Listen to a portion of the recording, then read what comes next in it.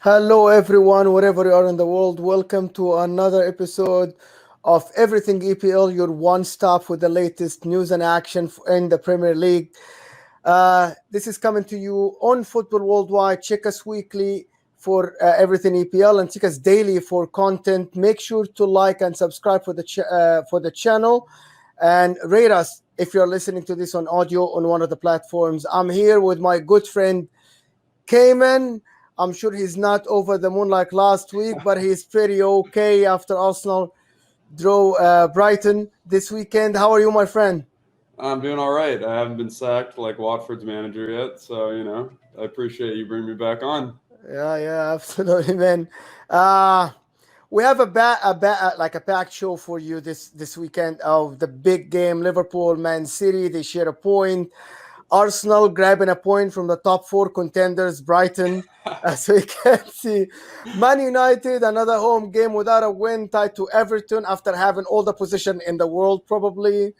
Leicester and the rest. We're going to start right away at Anfield, right? This was an absolutely Yeah, this end is to a end good game game. came in, right? Like it was Oh an my end to goodness. end. I didn't know what Yeah, to say, man. It was yeah, absolutely brilliant. I couldn't, like, it's 2 minutes where like both teams went for it at the end. Everyone wanted just the mhm. 3 points. Like both teams didn't care if they lost; they just wanted the win. So tell me about how you're feeling at the end of the game when the game is finished. Are you like taking a breath like myself? Yeah. I need to get a glass of water at the end of it. Honestly, no, but I mean, such a back and forth game. I actually saw at the end of the match, Jurgen Klopp said that we didn't really go out there and do everything we were supposed to and follow our game plan. What do you think about that? Like that opinion that he had toward the Dude, end. to be honest, first 15 minutes, they pressed like crazy. The intensity from Liverpool, like, oh my God, they are on top of this thing. They're gonna win it. They're gonna like do that, what they did to City like 3 years ago. But then 15 minutes, and then City, every time it was 15 passes, and then Liverpool get it, two passes, City get it back, Mhm. and always City had that free players, the extra player on the field, and I felt like, okay, is someone hurt from Liverpool that can run, and Foden getting on top of Milner 3 4 times. We're gonna Yeah, talk dude. about the record later, but the first half, yes, I see the first half was absolutely, it was dominant by City. Mhm, Like Guardiola mhm. did exactly in that last 30 minutes of the first half, he did to Liverpool what he did to Chelsea for the whole game last week, Yeah, right? yeah. Yeah, no, I mean, credit to Liverpool. I think after halftime they came back and were like cleaned it up a lot more. But yeah, no, I mean, the 35-year-old left back fighting against one of the most promising young talents definitely did not work in Liverpool's favor for that first part of the game. But yeah, I mean, like you said, it was back to back. I think I had City as the better team overall, but to me, Salah was the best player out there all day. I The mean, Salah's the best player in the world. What was that, man? Just tell me. How did he come up with this? I don't Who's, know. I I don't don't know what know. he was thinking. Like, come on, just Yeah. give me a break. Like, you dribble like five City guys around you. He reminded me, like, I'm not just gonna compare Salah to Messi, Mhm. but to be honest, like he just pops up. Like he did, Yeah, like yeah, what he yeah. did in Tottenham 2 years ago. You remember that goal? It was like Mhm. he Mhm. just does this thing. But Yeah. but let me ask you something. Brilliant goals. Phil Foden, he was on top of his game. An assist to Kevin De Bruyne and a goal. Salah an assist to Mane and a goal. It was like a battle between both. But to be honest, I came out of the game and I'm checking Twitter and I'm checking everything, and everyone is just talking about one thing. And it was it. To be honest, it hurts. Like when a brilliant game like this, and people are just talking about Milner should get a red card. It hurts. Should he have gotten a red card? Yeah, I mean, to me, I think it's weird because like they didn't call it a red card because it's the second foul and the goal. I mean, and the referee doesn't want to have that big of an impact on a game like this. I think is the reason why. But it's odd to me that it's not a red card because it's not a. It wouldn't been a yellow card because it would have given him a red card. If that makes sense. But Yeah. usually it's like that's not at all how you should be thinking about it. But that's my opinion. I don't know. What about you? Did you think it was a red card? Okay, if okay, just let's put it by the letter of the law, it should be a yellow card. Yeah. Second yellow, he should be off. But Yeah. hold on here, hold on. He had his back. Was Bruno gonna go and score? Maybe like Was it a goal scoring opportunity? Maybe. Would we be talking about City 1 because of Milner got sent off because of just after the record? Maybe, but to be honest, I don't want to stop a lot of this. It affected the game. It might have changed the course of the game. But how many times I'm not anti-City and I'm not anti-Liverpool. I'm not a fan of any of the teams. I have nothing for these two teams. But how many times we talk about like Fernandinho for City stopping an attack in the middle of the park last season and the season before, and he's not getting a yellow. And a lot of people talk about this. So I'm just going to say it was a fair result for both teams. I think both teams deserved a point. None of them deserved to win. Maybe City had the better of the game, the 30 minutes of the first half, but Liverpool came on top the second half, and it shows by the amount of shots on target. Right, yeah. And to be honest, these are the best teams. Now, I know that Chelsea are on top of the league right now, but these two are the best, in my opinion. What do you think? Yeah, I think the thing that Thomas Tuchel does well is just adapting his play style to try to win on the day. And it kind of reminds me like the old school Mourinho, where he's just going to tie or like lose to all the top teams, but beat all the lower teams, and he's fine. But yeah, I mean, like you look at people just imposing their philosophy and just absolutely tearing through teams. It's Liverpool and it's Man City, and they've shown it time and time again. I actually thought that Liverpool might have gotten the dub today just because they always seem to be Man City's kryptonite, at least in past seasons. But, fair enough to Pep going out here and coming with a great strategy and exposing Milner for the first however, long of the game. Yeah. And to be honest, man of the match for me would go absolutely to Salah just because of the goal and the assist. However, I want to say that Rodri today was absolutely phenomenal. Oh, really? Phenomenal. That save on Fabinho, Yeah. that when Ederson was in no man's land, was absolutely fantastic, to be honest. It's just like it saved the game for them, in my opinion. But I just have to say that it was a fair result for both teams. And now the international break is here. Now they can gather, and I think it's a fair result for both teams. And people have to move on because Guardiola is going to keep talking about the Milner incident for the rest of his life, probably. But anyway, we know that's going to happen. Yeah. Moving to Old Trafford, man. Another disappointing result for Man United. I think, in my opinion, and I watched the game, it was the earlier game here in the United States. They did not create enough chances to win the game. And Rafa Benitez had a lot of injuries, but it looked like he was more prepared for the pressure than Man United prepared for Everton to sit back. To me, it looked like Man United were not expecting Everton to sit back. What are they going to do? It's only does he know what is coming? Because it feels like it's not like Manchester didn't come to the game with the right plan. What do you think? Yeah, I mean, I think Solskjaer just got it all wrong on tactics today. It's like you were saying, he was not prepared for Everton to sit back, which I don't know what you were expecting Everton to do against with all the injuries, right? With all the injuries, yeah, exactly. And I mean, they're always wanting to look on the counterattack. That's why they picked up guys like Townsend. But speaking of that, Townsend bags himself another goal today in the 60th minute. And there's been a lot of controversy over his signing. Was it a good signing? This dude's on the tail end of his career. And I was kind of wondering, what do you think about that? Do you think Townsend was a great signing for Everton? Has he not proven himself yet? Okay, Townsend is someone who's going to run the whole game, and he's going to get you 5 goals a season or 6 goals a season and might be 5 assists. So he's good enough. They have Richarlison, they have Calvert-Lewin, and they have Damar Gray is great. So they have good players. So Townsend is a great signing. He was very cheap for them. And I think, in my opinion, he's just somebody that added to the squad, and he's not just a dead weight that was added there. He added something extra to the squad, and it showed in the last 2-3 weeks. It showed what he can add to the squad when other people are injured. And there is something, people don't see it, but you see it when when players get injured, and you have to fill in your squad with someone who is not a starter, and they actually perform brilliantly. like what he did. I want to ask you something else.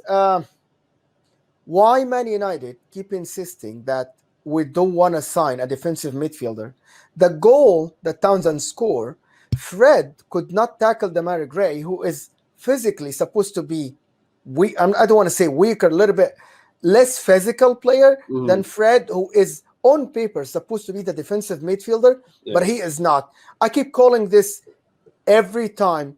They need a defensive midfielder, the likes of Rodri, the likes of Fabinho, the likes of Kante, the people who break the play when the other team is on the counter. Fred and McTominay, they can do that. Why do you think that happened? What do you think? How do you think they trust Fred that much? Why? I mean, I think he has improved over when they first got him. That being said, I don't think he's improved enough. I think it really just comes down to the plan they had in place almost seemed to be like they were expecting Pogba to leave earlier than he has. And, you look at signings like Van de Beek, who's more of a box-to-box midfielder. But Van de Beek couldn't get in the lineup, right? So then Pogba sits more as an attacking player right now, kind of off to the side. And he's not doing any of the defensive work that you typically have in a double pivot. So then you just end up having McTominay and Fred.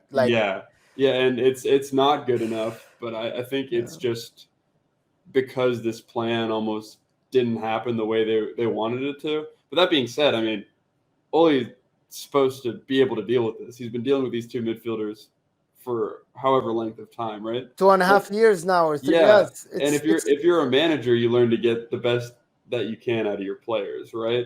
And it seems like he has these players doing way too much past their ability and capacity. But I don't know. What do you think on that? I mean, do you think that it's a managerial problem? Do you think that it's something to do with he's not a defensive midfielder, Kaeman. He's not a defensive midfielder. It's as simple as this. But to be honest, Alex Ferguson worked with Darren Fletcher, who people think is an amazing player. He made him that good. And people think Ole is, as you said, he worked for 2.5 years with them. They should be better. McTominay is a very good player, box-to-box midfielder. But again, they are one player away from having a great squad. The goal they scored, even Martial, who his body language does not look like he's interested in the game, scored a brilliant goal, right? Yeah. One defensive midfielder that will break the play when they're all going forward, and Manchester United have a squad that is as compared. And I think that's why people don't take them as title contenders, because of games like this, because of games like Aston Villa, where like it's just so strange that. And I don't know why people can't see this. They need a defensive midfielder, a clear one. Like, just go invest 30, 40, 50 million in a defensive midfielder instead of getting Jadon Sancho, who is not even playing great. I know it's one for the future, but for now, get somebody today. Like, get somebody that will make you competitive today. I know that they're still 14 points, but that's not enough. It's not, I don't think they could have won the Aston Villa game. They could have won the Everton game if they have someone who will break the play. That's my opinion. And I want to talk. I don't want to piss off Everton fans. I want to talk about Everton a little bit, to be honest, because absolutely this team is exceeding expectations with Rafa Benitez this year. Absolutely. They're playing really well, right? No, I think they're playing great. I think Demarai Gray has been so good for them, which who would have thought that? I think they had a couple of smart signings in the summer window. These kind of like aged out players.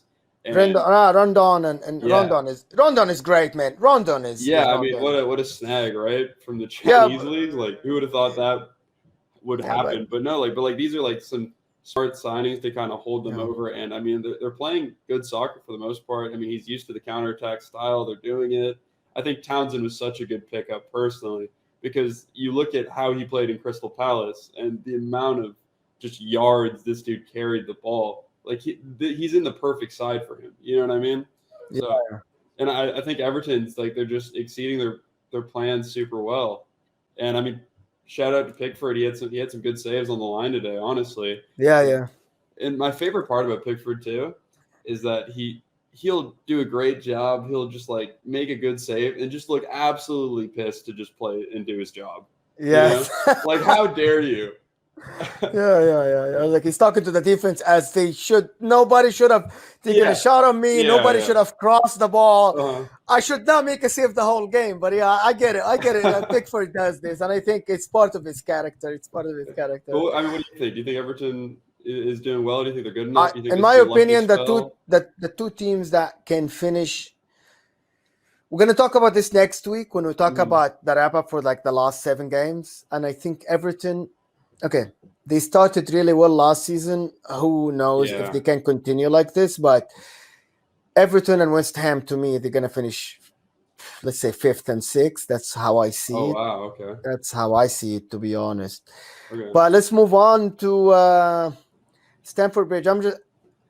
Did you? I'm gonna say something. If it wasn't for the red card, Chelsea maybe wouldn't have won the game. Yeah, I agree. You agree with this? Yeah, I do. I think Okay. I didn't think they played exceptionally well up until the red card. I mean, of course things are going to start to open up afterwards after they're down a player, and Yeah. it's a red card for sure. Absolutely. No, Yeah, I'm I not mean, like, questioning the red card. no arguments. Yeah. But I do have to feel for Ward-Prowse. They're both. He's trying to get the ball in a good position. They're both stretching for it, but yeah, it's a red card. What picked up what actually caught my eyes this game is that Chelsea did not allow Southampton to play from the back at all. Like Hassan Hotel is a great manager and known for playing from the back and not clearing the ball, and Chelsea did not allow this. But we need to talk about Timo Werner scoring. To be honest, he missed a couple of chances, but McCarthy was amazing in goal for like Southampton, but he should have scored another one at least. But him scoring, I think, adds a lot to the Chelsea squad. Yeah. He can score. Yeah, and I have to say, I think there's a lot better connection between him and Lukaku taking up good positions together, and they're working off each other a lot better. Given that one of his goals was disallowed, what did you think about that? Do you think it was too late? Do you think that's fine? That's just the system in place? Because there is some controversy about that. He's okay, man. I think he's gonna come out good for Chelsea. He's not gonna be the top scorer for Chelsea, but he's gonna be okay. It's gonna be okay. I just wanna one more thing. Loftus-Cheek started, and he looked like he slotted and he fit it in right well in the middle. He was absolutely brilliant. Him and Chalobah, the guy, took man of the match. He scored. He was absolutely fantastic. But Loftus-Cheek was absolutely world class in the game. He's great. Do you think he can start there? I'm sure Jorginho is gonna start, but I think Loftus-Cheek can take a lot off Jorginho's shoulders. Yeah, I mean they just need numbers in the rotations in the middle. I mean, Conte is in his 30s now, you know what I mean? And then you've got an older squad, right? Jorginho's getting older, and like that's a lot of work you're asking them to do to start day in and day out in the middle of the field in the Champions League and the Premier League, you know what I mean? So it's good to have options in there. And like Kovacic is good too, but Kovacic's biggest strength is his carrying of the ball, right? And on the dribble. So it gives you options having another ball playing midfielder in there like Loftus-Cheek. And if he keeps playing well, why can't he start, you know? Yeah, they grinded out this. To be honest, Chelsea grinded out that result. Yeah. It was just after the red card, but then we gotta have the Chilwell goal was absolutely phenomenal. The 2 bars and the finish on the volley, it was absolutely fantastic. But Chelsea, I think they are on the right track after the loss. They needed this win after the loss to ManCity and after the last midweek to Juventus, but I think it's very good to win before the international break to gather your thoughts when you're like on a high instead of like on a loss. So I think this was very good for them. Southampton still without a win. I think they will be in the relegation battle because for some reason it's not working for them. And if Hassan Hotel does not realize that playing an expensive football, a football that relies on having the ball and trying to pass the ball really well and playing like a big team, you might need to knock this off and just try to play compact and get the results and do stuff like this. This is what I think.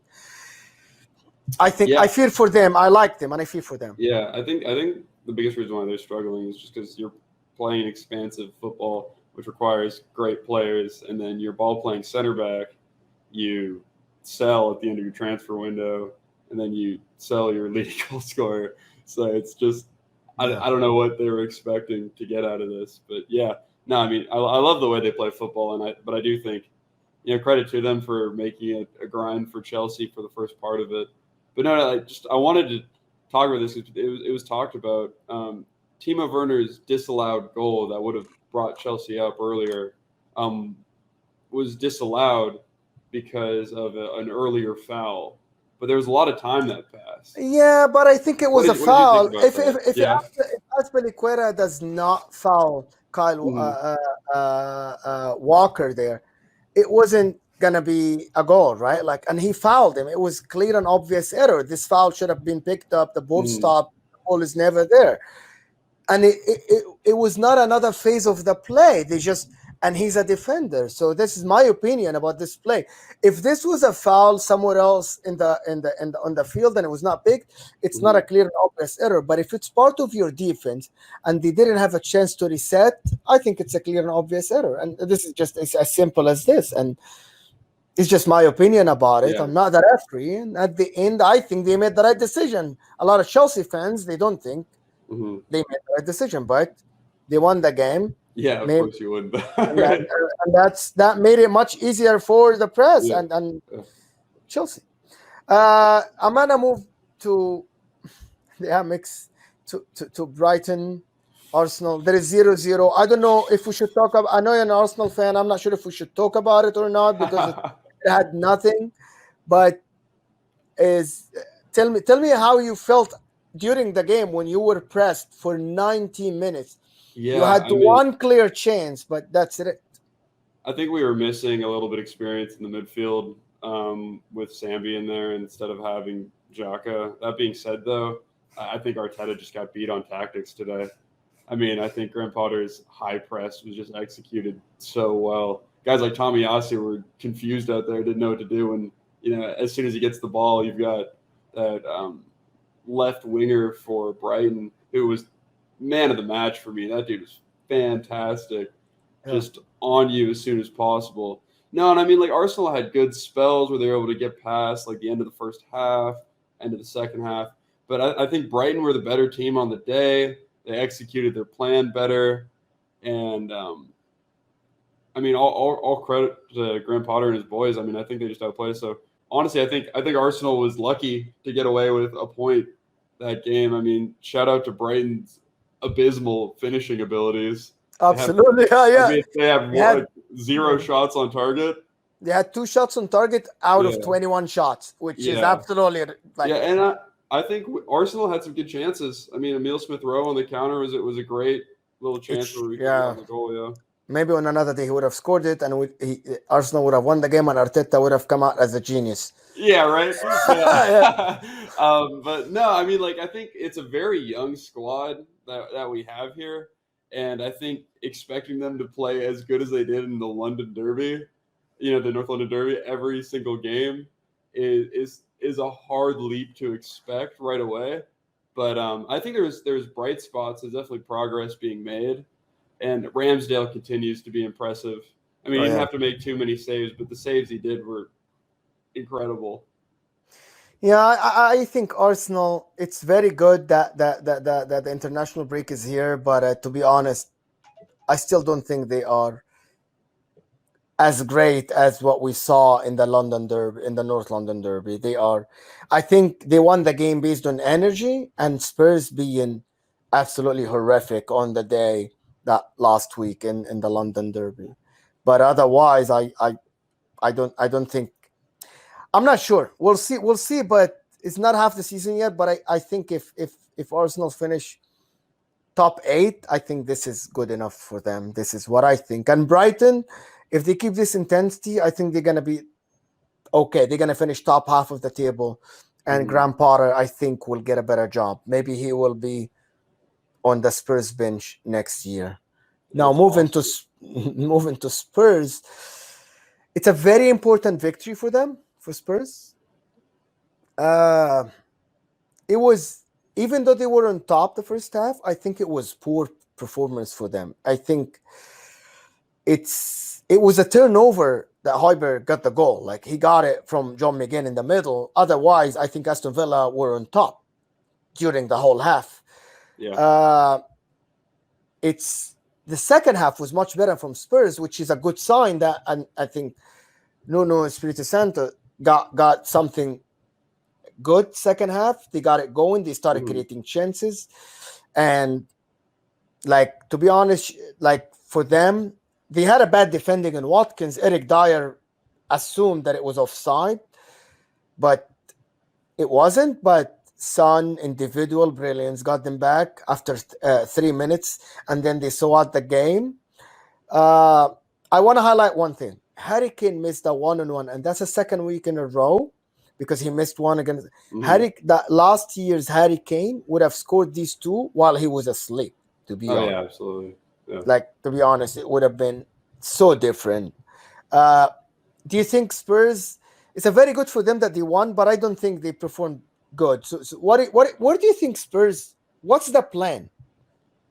I think they're trying to implement a more counter-attacking football style. I think that's what their manager is going to bring them. But it seems that he's almost trying to implement a more free-flowing style with the personnel that he's putting onto the field. You know what I mean? Like with guys like in Dombele and everything like that.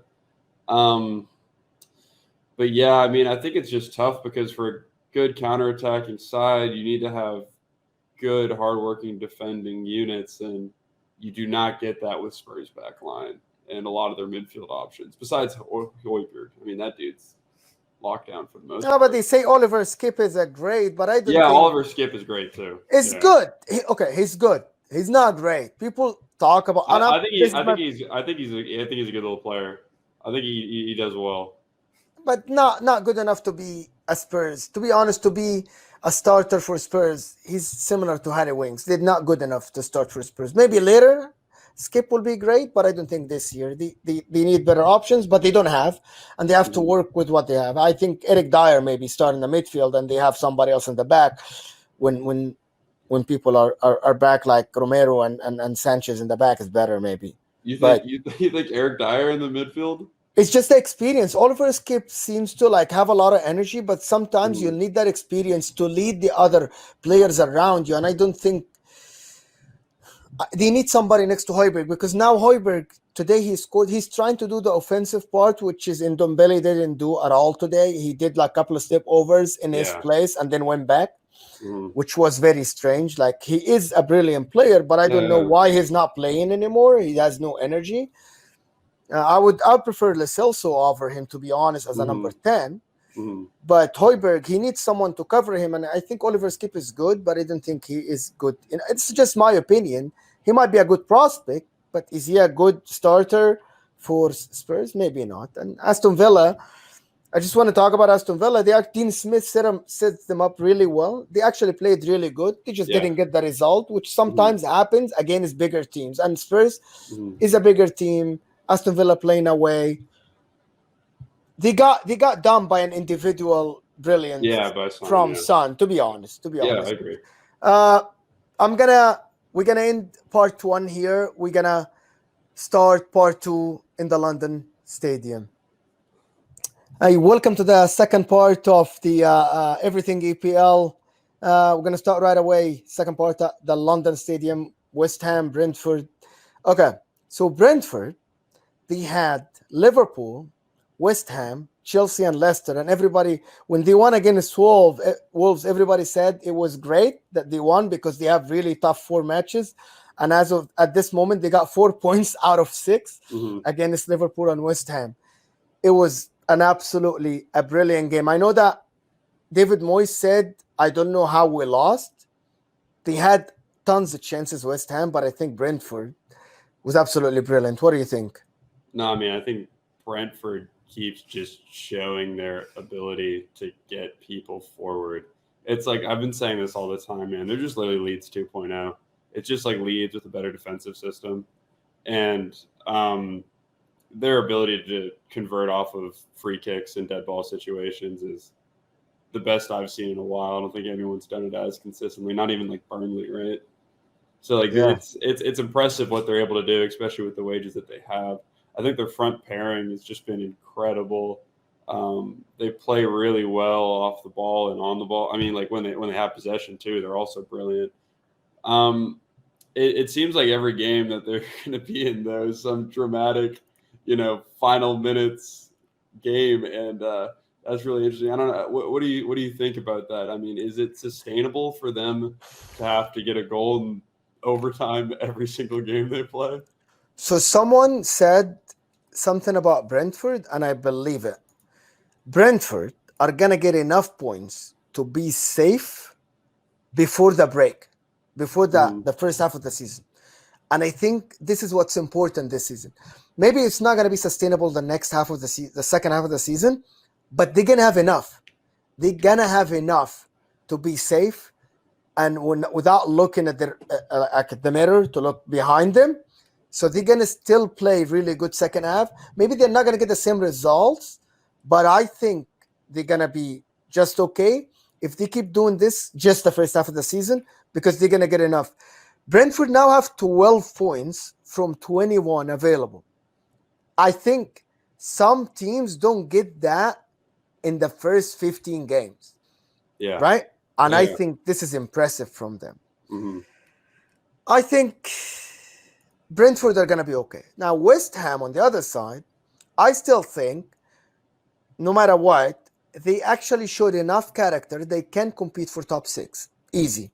They have a really good squad. And the second half, they pressed like maniacs. It was going forward with 8 players, leaving Ivan Toney in the back by himself with 2 defenders. It was it was great to watch. It was a great watch for anybody that didn't watch the game. Go watch the highlights.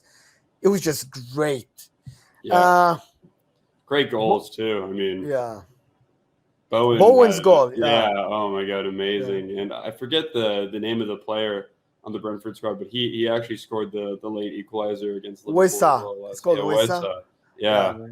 Hopefully he can earn himself, into maybe more of the starting lineup if he keeps coming off the bench doing that. Yeah. If you can, dude, if you come off the bench and keep doing this, I think just stay on the bench. Yeah, maybe pull a Giroud. All right, fair enough. Yeah. I think I think both teams are gonna be fine. I think West Ham, they're still playing. They're playing like a top 6 team, to be honest. Maybe they're not like they only have 11 points, but I think they're playing like great. Yeah. Another part of London, Crystal Palace, Leicester City. That was a cracker of a game. Yeah. 2-0 first half out of 2 turnovers. Mm-hmm. Anderson trying to dribble Iheanacho, brilliant finish from Iheanacho, while Crystal Palace were all over Leicester City. Mm-hmm.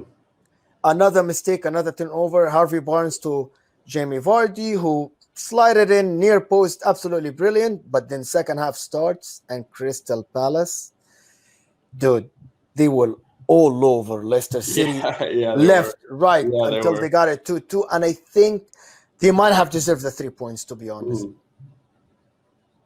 Yeah. To me, I really do think that Crystal Palace is just the best team overall, but it's they're a young team, right? So they're coming into this season, they're learning to play together, and I think mistakes like what happened today, leading their 2 goals, are just going to happen. It's just what happens when you have this young of a team learning a new system, right? That being said, though, definitely saw the cracks in Leicester's defense again. Losing your lead of a 2-0 in the course of a second half to have to tie. It's definitely not the result that they were looking for, and I think it's going to be a problem for them the entire season if this keeps up. Even though they signed Vestergaard, I thought Vestergaard would have elevated them, but I think people said it. It's Sioncho have been found out. I think it's for some reason he's not doing great, and I don't know why. But to be honest, I feel like I want Leicester to do good because I think they have a really good squad that on paper, and I keep saying it, and me and you said it last year, it's the 5th best squad in the league. Mm-hmm. But they're not. They have 8 points out of 21. That's not good enough. But hats off to Patrick Vieira, who I admire as a player. I hope he does good as a manager. He is 2 draws, not bad. They play Arsenal next. Who knows what's gonna happen? It's gonna be a battle, right? Yeah, it's gonna be tough having to root against Patrick Vieira that game. Yeah, I know how it feels. Okay, one of the 5 teams that didn't have any wins before this week, Leeds United, they grabbed their first win against Watford. Yeah. And Watford manager sacked for some reason, even though they didn't play bad. I don't know why he's sacked, man. They were actually not bad at all. It's Leeds were absolutely Leeds. It was Leeds of last season. It's the Watford way, you know? Yeah. If you can make it more than Matt, you fire the manager who brings you out of the championship into the Premier League and has a fine record at the start of the season too. Yeah, he's not like he won a game and it's like just keep him working. Who do you think you're gonna bring? You're gonna bring Antonio Conte to manage Watford? That's not gonna happen. Yeah. Also, what manager wants to go and work for Watford if you know you're about to get sacked in 3 months? Yeah, but talk about Leeds, man. They were absolutely. They had everything in this game. They had possession, shots on target, chances created, everything. It's their first win of the season, and it was great. I'm not gonna lie. I think shots on target is a little bit misleading in this game. I thought they were messing up so much of their final chances. I don't think it was particularly great defending that stopped them from converting a lot of their goals. I think Leeds does this time and time again where they just get into such great advanced positions and they just cannot finish. And, like they relied on a goal from one of their center backs off of a scrappy set piece. Mind you, great finish. But, it was a great finish, bro. Yeah. If you're relying on that, to win a game against a newly promoted team like Watford who are doing fine but not amazing, I think it's troublesome, right? So, I mean, not to say – Leeds did what Leeds do. That build-up, fantastic. Possession was good. And, they didn't concede, which is all they're hoping for. But I'm just wondering if maybe that final product missing sometimes is going to be a problem for the rest of the season. I don't know. What do you think? I think they're gonna be fine. I think Rafinha is gonna come out good. I think Patrick Bamford when he's back is gonna be good. But I think Leeds are gonna be fine. Okay, for all the Leeds people, they're not gonna fight for relegation. I don't think it's gonna happen. I don't think it's gonna happen. Another team that's gonna definitely fight for relegation and might be the next manager to get sacked is Steve Bruce from Newcastle, who lost to Wolves 2-1. Mind you, the 2 goals that Wolves had, fantastic goals. Wow. Yeah. But continue. Sorry. Go ahead. Oh, no. I mean, I think I actually wanted to ask you, Jimenez, is he back? Is he back to his old ways? He has 2 assists, which is it was a really good performance from him, like last year and the year before, like the year before last year before he got injured. But what I want to say is that Wolves, they actually got 2 wins in a row now. They climbed the table a little bit. It's very good to end on a win before the international break. They are on the rise. They face Aston Villa coming after the international break. But it was just a good industrial performance from Wolves. They earned the 3 points and they deserved it. 2 goals from the South Korean. Hee-chan, 2 assists from Jimenez is actually very good for the squad. Adama Traore is not getting a minute right now. He got in the 89th minute, which is not normal, but fine. If they win, right? Like, who cares about Adama Traore? He's a great player. He's very enjoyable, but who cares? But let me ask you something. Steve Bruce is trying to play attacking football, but he's not getting the result. If you were a Newcastle fan, would you want to go to, like last season, play defensively, and at the end of the season, you're safe in the 12th place? Or you want to keep playing attacking football and not getting a result? I don't know what Newcastle fans want, if I'm being honest, because they did fine last season, and they're all yelling at Steve Bruce to lose his job because it's boring football, and then he's like, all right, well maybe I'll listen to the fans and I try to play creative, and then it's not going to work. He doesn't have the budget, he doesn't have the backing, and that's just never been his managerial style. I think that if Newcastle fans want them to be more progressive, he's gonna have to go. But it's I feel for his situation because I I don't think there's a good solution, but I don't know. What do you think there? I think he's gonna be gone. I think Yeah. Mike Ashley is finally gonna crack, and he's gonna be gone, and they're gonna hire somebody else. But they're still gonna struggle. Yeah, I do have to say, I do have to say, I got to feel bad for Saint Maximin on the day. I mean, he was brilliant. He's always brilliant. He's always brilliant. He's always Yeah. fun to watch. It's just I don't know why Newcastle, like it's I feel his pain sometimes. He wants to play, he wants to win, but the team is not helping. Yeah. Maybe the manager is not helping. Well, I mean, you look like their leading striker is injured, and yeah, the replacements are nowhere near the caliber. He is playing the top striker right now because Joel Linton is playing on the left and Almiron is playing on the right, and it's a mess. But I'm not sure. I think this is the season where they're gonna drop. I think so. Yeah, in my opinion, I think so. Another game that I'm not sure. There was nothing there. Burnley, Norwich. It was. It was really hard to watch. I had it on another screen. It was really hard. It was really hard to watch. I know Burnley created a couple of good chances. They were on top, but Norwich winning their first point of the season. But I think these two teams, if Norwich doesn't change dramatically, I don't think it's gonna be good for them coming the end of the season. I think they're gonna be maybe they're gonna be like the first team, the earliest relegation in the history of the Premier League or something, if they keep playing like this. As of Burnley, another week without a win. If you're not gonna win against Norwich, who are you gonna win against? I'm sorry. It was no offense to Norwich. They were brilliant last year. They won the championship, but they are playing like horrific football. I want to push back on that a little bit. I mean, I think their possession is really good at times. I think their build-up and ability to play through a press is impressive. But yeah, I mean, their defensive shape is all sorts of horrible. I mean, constantly they concede and constantly they're left exposed. But there are bright spots, right? Like I feel like every time I talk about Norwich, I'm thinking about all these like bright young players they have. Like one that comes to mind is like Max Aarons. I mean, that dude, incredible little player. And I think he's going to get himself a move somewhere else when they drop down again. And I think that's what I'd be worried about with Norwich, because they seem to almost have this strategy of coming to the league, getting relegated, but they're still like slowly building their squad and adding new additions and players. But I every time you go down, there's an opportunity for people to poach your squad. Yeah, but we're talking about them as they went down, but they haven't yet. Maybe they're gonna pick it up. I doubt it. Yeah, but they might. Leicester did this 6 years ago. Yeah, sure. So who knows? The international break is coming. I want to ask you a question. Who do you think are the teams that needs this international break, and who are the teams that are not happy that this international break is here? Okay. So I think Manchester United really needs this international break. I really think they do. I think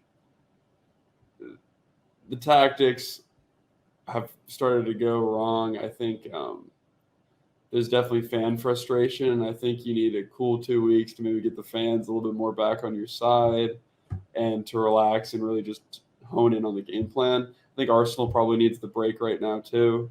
We've been building a decent amount of momentum, but given the fact with our last performance tying to Brighton, and there's still some areas that need to be improved, I think this gives us a little more time to be working on those things. I think Spurs probably also need the break. And people, honestly, I don't have a really good shout for people who don't need the break, except for maybe Chelsea don't need a break because most of their players go into international break and go into international teams, and Chelsea they don't want the break. I don't think Tuchel would want the break now because he wants his player to be the same. It's just my opinion, and I think that's what I think. I don't think Guardiola would want the break. Yeah, I think City. That was the shutout. Maybe Liverpool too. But the difference is Liverpool don't have a rotation. So the difference between Liverpool and the rest of the teams is that Mo Salah and Mane and the main guys, they play on the Champions League midweek and on the weekend. While Chelsea can have the option to rotate. Man City, they have a big squad. The difference is that Liverpool, they don't. So this is why I think, but it depends. Are the players going to get like tired playing? Maybe Liverpool can talk to some international teams that they don't have to play their players the whole 2 or 3 games. But I think maybe Liverpool want a break, but actually if all their players go to play for the national teams, it's going to be a struggle. But that's from the teams. I think West Ham might need the break, but yeah, the team that needs the break the most, I think, is Man United, as you said. It's just these people. I know they won against Villarreal in the Champions League, but I don't think it was convincing win. It was a 95th minute Cristiano Ronaldo goal who didn't play great the whole game. They just won the game, and it would have been a disaster to have 1 point from 2 games in the Champions League while losing to Aston Villa at home and tying to Everton at home. That would be disastrous for them. But yeah, I think that 95th minute goal from Cristiano saved a little bit face for them and calmed the fans a little bit down. Yeah, for sure. No, I mean that's definitely what, bringing in someone like him is supposed to do, right? Like that's what he provides you, those clutch goals in those situations. Yeah, absolutely. Yeah, I mean, I think I agree with your points. I think all the teams that are carrying great momentum right now probably want to keep on going. Your City, your Chelsea, Liverpool. Yes. Yeah, I mean, I think that's good. I mean, maybe I want to push back on Chelsea a little bit. I mean, they did come off of 2 back-to-back losses, if we're including Champions League, and then they tied. They had the City tie. I mean, no, they actually lost City. Sorry, they lost to City. They lost Juventus, and then they won to Southampton. And they won to Southampton, but even the Southampton, it was still like a gridlock, right? So something's going wrong with the tactics there a little bit. So I think Tuchel would like a chance to take some time and figure out what is going wrong and what he needs to improve on. That's my take, though. Maybe. Okay. I think maybe next week we can talk about all that. Since we have no Premier League games, we can talk about who's going to be, what happened in the last 7 games for every team. And I want to thank you for coming in, as usual. No worries, and it was great chatting with you about this week's I'm sorry the Arsenal didn't win as last week, but you played a better team. Brighton is a stronger team than Spurs at the moment. So yeah, who would have thought we'd be saying that, right? Yeah, who thought that? Thank you so much, Kaeman, for coming. Oh, no worries. Always a pleasure, man. Appreciate you having me on.